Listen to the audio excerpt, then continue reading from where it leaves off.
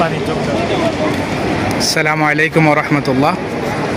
আপনারা যারা মক্কায় থাকেন অথবা মক্কায় আসেন, জমজমের যে বোতলগুলো আপনাদের খেদমতে রাখা হয়, ওগুলো থেকে পানি নেওয়ার অনুমতি নেই, শুধু পান করার অনুমতি আছে।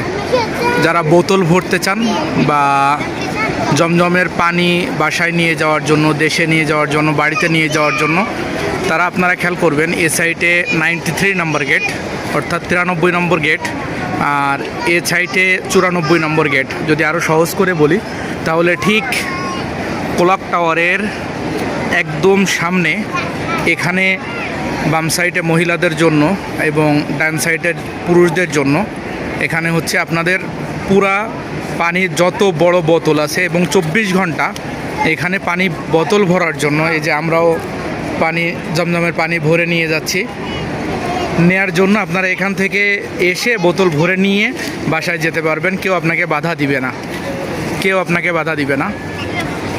আর যে সমস্ত ছোট ছোট বক্সগুলো ঠান্ডা পানি দেয়া থাকে, ওখান থেকে পানি ভরা একদম নিষেধ। আপনি ভরতে গেলে আপনাকে, এবং মাতাফের ভিতরে আপনি দেখবেন বিভিন্ন জায়গায় আপনার মাতাফের ভিতরে আপনার বোতল নিয়ে প্রবেশ করতে দেয় না, খালি বোতল আর কি, পানির একটা দুটো বোতল আপনি পান করার জন্য নিয়ে যেতে পারবেন, ছোট বোতল।